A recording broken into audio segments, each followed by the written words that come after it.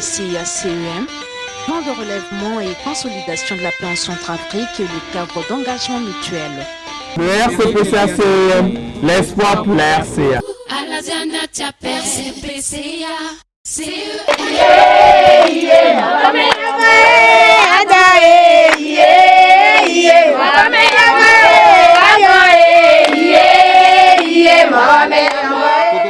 Afrika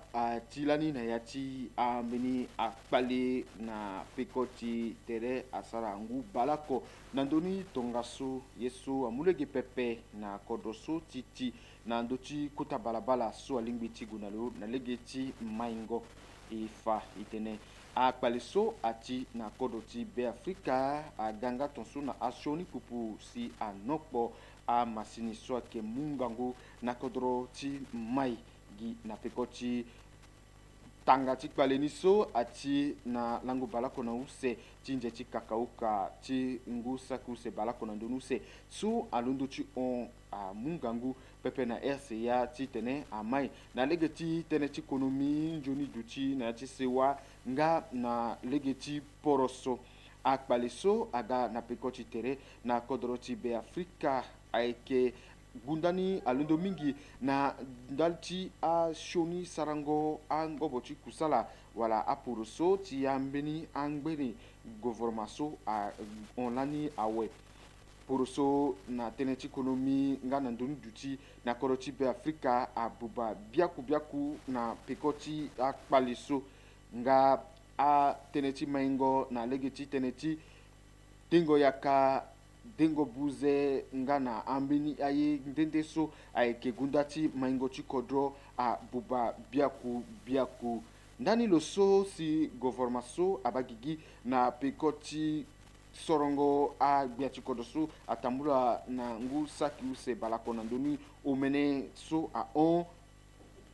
na legeti a mungo maboko chikodo wande ngana akota sanduku mosoro ti dunia mubimba ayeda ti sara kusala ngangu ndalti yango kodro na nduzu na legeti biango legeti akusala ngana lekerengo a gereti amene so alingbiti mu ngangu na konomiti kodo ti be Afrika ti tene lo sigi na yati akpaliso aike nga jendo so a sigi na yati meni kota buku so na tene plan national de relèvement et de consolidation de la paix so nduru irini eke RCPCA na pekoti so azana CC a gbati apialo abagigi Kodrosia que dona dans Kodrosia tombe de letene la population quoi à la base dans pas les dans ce que tu comprends que so ba igala so à la base so ben certainement am ningati ya jeune certainement maman à la base on a imu kwati yaka ikete pokoni laso azo sa sar kwati yaka afutala à la base letala men wala kete biru so que ton so bébé et bouli dans Gangou na itatimi tia agriculture na Lusaka soit que secteur privé parce que ngatene gina le secteur privé c'est il moyen à tout ça là tu économique là so na secteur privé il pas il so quoi il tene ça na il nzo a petit mou quoi na gazo na jeune na wali partout il était pour qu'on y là-bas il gazo tara gato so tara ma pas so tara makarazo ningi sar popoto ningi sar yikwe na nzo donc il que langia so bir tanso tegina yanga ikitena bana mamala igabale tena ala sar kwati yakani pade agati von bala so iga von biko bi tapaderi biko bi sar nga kwati yakani ala mna nga kete mata bisimiza la bozo so bitana negati bi amaseka so tino tinga lege ti sarango kushoni ku tapande ti nzingoye ti mungaye ti ngangona titazo mokolo mu kutoka usaka ke damo machine lekrama yakamo bagini ngi ba nzoso mon petit sara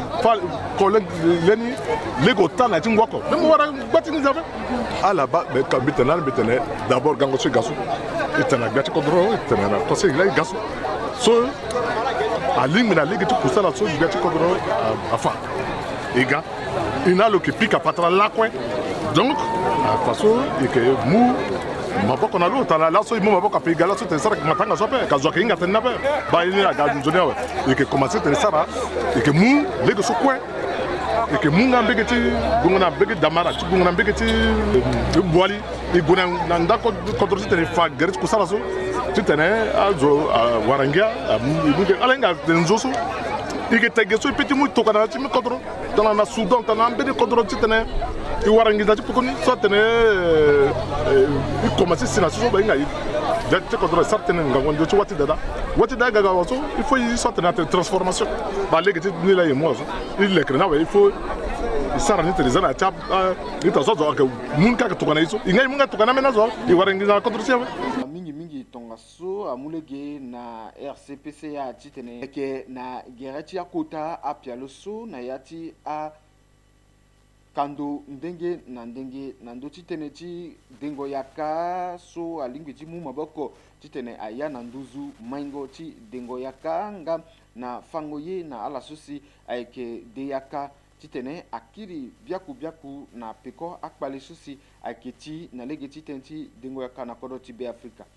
Gouvernement quoi à Kinapekoti gouvernement à Kinapekoti secteur privé a été développé Kodro alenga a Kodro tout a Kodro actuellement soit développé à Ketala a peut développer Kodro il faut associer le secteur privé et quand on dit secteur privé c'est qui à qui ils sont coeso là et que secteur privé ils sont coeso là et puis développer Kodro à qui mini zone à petit London à Kodro Wandeka à développer Kodro sur la place après oui à la aider na machine Bida. À la aider mina accès au financement. La devant la banque. Bida. Non, on a devant Mingia. Alors imaginez depuis 10 ans, Ngoubalako, moyenne à l'hectare. Tinjo, na Bangizo, en Centrafrique, à 500 kilos. Et ça, c'est parce que semence n'est à qui si il gagne, non. Et qu'on a devant ta partenaire, il tenait à ça, là, c'est Nati Kodroti, ils ont produire 500 kilos. Ça veut dire que semence n'est à qui n'a pas. Ah, non. À qui qualité de CC, à qui qualité de Chazo, c'était bon comme Aïtonzo. Alors, ça, il t'a si il gagne la semence, il gagne la machine. Il y a sa démonstration et puis un peu partout il dit oh quoi ça na Yaloke, ça na Damara, ça na Pisa, ça na Nata village et puis heureusement les rendements sont très excellents. C'est qu'actuellement il y a un mini moyen de 2 tonnes 500 à l'hectare, c'est-à-dire x5. Tu as eu sous quoi ça depuis 10 ans. Apia le so mingi sia sigi na yati kotabuku ti RCPCA a mulege na gouvernement ti bilet lo nganga na ndo ti akusala so lo ke sarani na yati beni use gereti amena mbeti ti lo so aba teneti kiringo na lingo sungu na popoti gouvernement ti kodo ti be Afrika nga na a mulege ti kodoni so atila na yati pali mingi nga ake mungalege na lo titene lo ya na nduzu economy ti kodo si alingeti mulege na awa be Afrika ti duti na yati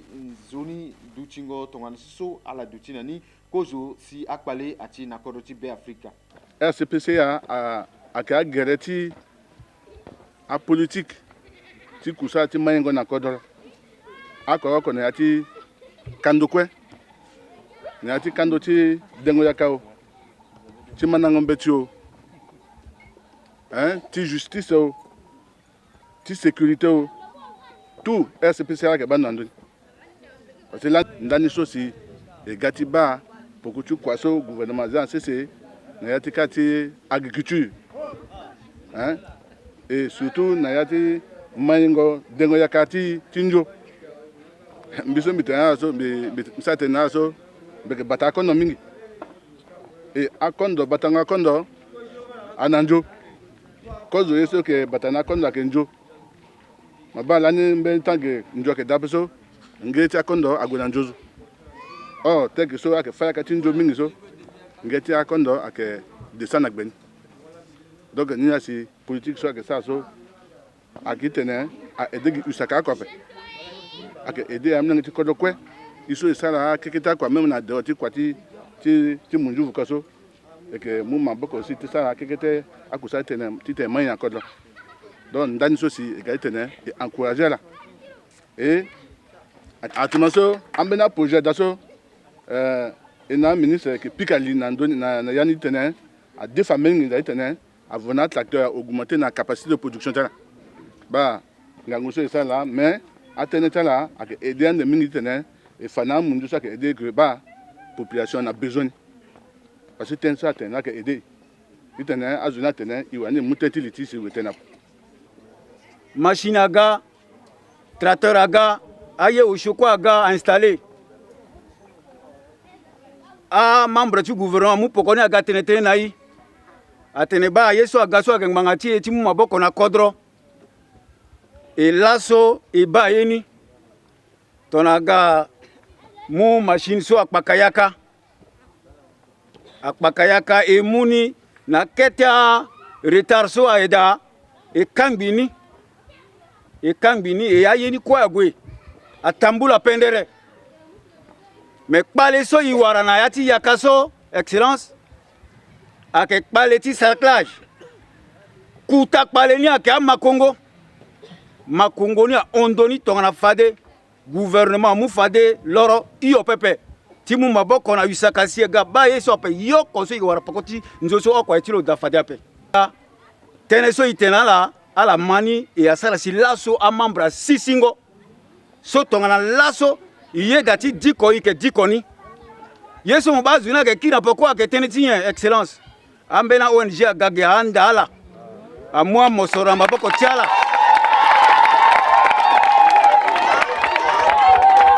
anda ala amwa mosora na maboko tiala e asala si gingobe na kiringo na poko aida de machine bien que na tout enti vongonjo bi pensa ni njo so la ga vola ni so ngere ni ake kete i inverser i dépenser mais nginja se ge warani ay gi kete alimbi na paleti yape et de deux et penser que tongona ay baba cha ga tene ilunjo ti mutoka yi machine tene ilunjo timbi yeso mi unda na la il va la mumena zo agwa formala a formala ndoti peze ngonjoni tene ala ingani ake peze njoni tongana na fana la a formala ndoti peze ngonjoni ebe comment modalité sango yakani a former mena zo tene agamu maboko na i sikwati yakana tambula njoni président du coopérative a londoti tene naso aitati mbiti wali so alondoti tene aka tene ni la vi pensez ndangala ake kodroso ake kono progressivement L'asso Tonganasu, président du coopérative Athénée, il est à peu près 17 000 habitants. Donc, si Fango Yakani, il faut Yakani à Kono. Même 200 hectares, ça a été pensé à Kekete. Et il faut aussi un nombre de machines à Kono. Comme ça, à petit aider, il y a des Sarakwani à Gonaouzu. À la base, ton asso SGT, SCPC Athénée, Bongi a que vivre actuellement sur Nandangala. Gozo, Ngundia, et tout, Babolo, quoi que Guinéigi. Mais il y a pas les mingi de production, bâtiment, tu t'es un monstre à quoi il faut que Nandarani. Vous pensez à technicien de l'agriculture, à la Bongi, qui dit 5 soirs. Ala mumeni use otato kwa ala gina I ala jusina teresi nduru si tongana ligi yake ala kumune imaboko ala inga kufango yaka yiswa ke important que damingi yake cerclage tongana yaka ne akono si mo kana possibilité ape yaka na kububana titimo asara sake kanga ligi na ititi ni sara kwa ni la population etunda est-ce que na ti programme so agana niso ligi titene a defa crédit. Comme ça, parce que nous, il faut que ça cerclage sur les goûts, c'est le petit ganjoni. Même au tas, dépend de ce secteur, c'est mon frère Canada. Mais cerclage au tas, si tu as une possibilité, tu payes un des zones à payer, ça te mouille à Katimo à qui diminue la production. Tu as à peu près la Ténétimbi. À la base, il y a des ressources à peser dans un josso. Donc, on a dit que ça a calculé da esigiape. Ni les tunda est-ce que na bungolti gouvernement na bungolti responsable tu saka est-ce que la peut monter na ingere ni kete ape comme ça ton ça calculti c'est voilà quand même 100 francs on a peu du poisson sara a petit mune maboko Kodroti be Afrika eke mbeni kodroso na yati be Afrika eke na nzoni sese mingi nga na kota ndoso alingbichi mulege na lotifa nzoni yaka na a ngu sose yake mu ngalege na lo titene lu mai ateneti dengo yaka akusala ti dengo yaka akiri na peko kete na peko cha kpaleso ati na kodroti be Afrika. RCPC asara kusala mingi asara lokona gbaja pialo sosi asara si fango yaka amai mingi membiti tetene mingi na tapanditi pialo so akena kodroti ndangala so akena legiti timbaiki tongana pialo ti ndangala so RCPC a appuyé na usakanga aussi maboko na coopérative walombe ti kodroti ndangala eba ungoti yakaso kwe ala fanige ake plus de 200 hectares. Alors ala wara vraiment ungoti njo mingi et beta zo kwe anzere mingi. Je pensais kwa tinjoso trangbato so asarasi ake kiri na poko pauvreté wala nzinga tiazo na kodroti ti ndangala. Donc akamene projet so franchement je pensais tonne Marta projet so akanata kodro usa utana kodroti akemwa boko mingi si kodro apitne amai. Bimana benaso pialo so ngatina ndangala ge pialo so ake pialo pilote. Donc na emo a photo akeketa photo ala sara donc na akomane ka ga mingi na tereti azufango yakaso bi penser que pialoso ake sara njoni mingi na kodro na amlegeti akodro so akena RCA et ngbangati so imuta pandeti projet so akena ndangala lako ici na marcha rendement swape ba ton ici na rendement ti 1500 na 2000 kilo hectare so ake njoni mingi et donc ton gati kodroti kwe iwara njoni production njoni rendement tinjo na kodrotie bi penser que sara njoni ameni abagetia ngangu kusala so kunduti RCPC asara ndaliti maingoti a kusala ti batango ya mana kodroti be Afrika akele kerengo kota garasu aketi bubui garati batango kango anyama so ayo brasi balushuna ndonu kutonga so na legeti boali so aikemeni kota pialo so alingiti mu maboko na la sosia kesa kusala ti batango ya ma na kodroti be Afrika ti sara kusala tala na legeni na moto na bagara lundu tel que kaka bandoro na auto akega ambena ke lundu na mbegiti batanga fuara ke gana gere bambari etona la sitonga so yeso isara a compteur akeda ke kambi ya tala na assistant mbi ala ke dikwa bagara so oko yinga ungo tala so alina nduti gara isara na yatimbeti et si a commerçant a commencé à caniner à boucher. Garani a que tamula lako ungo tera ke dape. On a commencé na dimanche jusqu'à dimanche. Repos au coton ça et dape. Mais il y a un ministre na dirkab qui tenait et a chef berger na commerçant aussi a tenait lako so a fatigué mingi. Il faut mou langu ou senayati dimanche encore qui tenait ou tereti. Donc a coutaz soit accepté langouti mardi et samedi. Bon. Tongana zi marché so ake yapu kwati mingi kati yinzi ake mingi abagadina ake na gigi na bitona isara kwa koya unjawe azuti njia brakera ke ga ake pika yamani ake onani mais nga nandoni zwalingwiti fa so gouvernement ti kodroti be Afrika amu tongana mbarata ti kusala ti lo a teneti batango a nyama aike mini kota kusala sosi akemu ngangu na maingo ti ekonomi ti kodroti be Afrika na bobi gezo ikeka pendere ti akeda paliti ke na sécurité ape sécurité ti ni aketone azu akenguru akepika a berjeti na kan ponte bina la beti ambana ndoti bemengo imbati de buze bien mais betoti azu so asarai bina la azuti aduti na legini ape aduti alesa pe ala mu bagarti gonangu gipale nabi ala fono na bagara kirna na prastiala ko gipale bonandu so mawa sarai bundu asarai ifureke amu mamboko na ingangu titene iduti na pula sonjoni eke pula ni ape imu pula ni ame mais eke na problème ti so iti tene a désordre na problème ni abale geti problème ni agana siri na ndoti iko iduti ikaiti parce que ike commerçant à part politique ti commerçant so ibinamberi politique d'après qui sola ike warasan fra balako ijerina afoiti gouvernement asara so kozo ijene ike njoni mena kokoni iba pasi kete afa miti ya kui mingi ke amo soroti ya buba mingi so bipanze tona benizu ala undalo tonso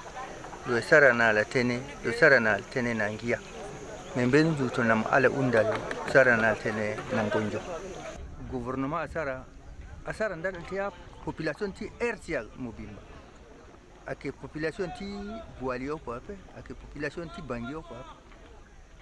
ersia mobimba la sara na la marati marse so na kotoro oko morani kete marse so ay marse international ay kete marse ti namba geti bira kenani ti bira oko kozo ko ikenati bira ape faiso ko ikenati bira ape ike kumarsanti e kangu yiti la na beti bira kenayo akpale so ati na ati kodro ti be Afrika na ngusa kuse balako na nduni use tisi na lango ti la so anokpo ngangu a kamba ti kusala ti maingo ti konomi ti kodro mbrimbri ala soke bata anyama akpe kodro akiri ago na mbini kodro wande yeso amulege pepe na tenti batango mati mai na kodo ti be Afrika na legeti apia luso RCPCA azana CC fadiso ala susi akpelani kodro tala awa batango yama akiri fadiso we si kusala ti batango yama na kodo ti be Afrika aike mai fadiso yeke na yeke.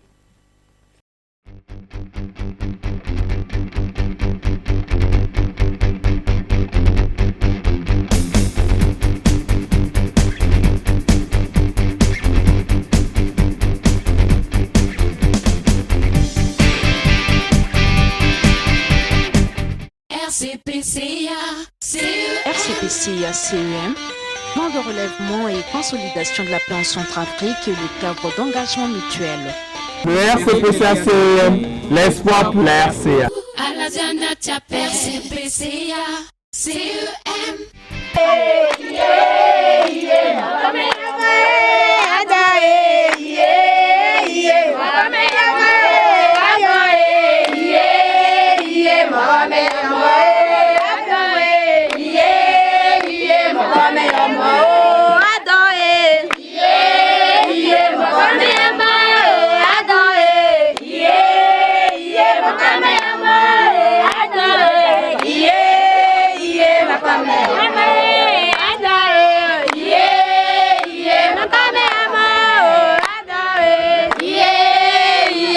Come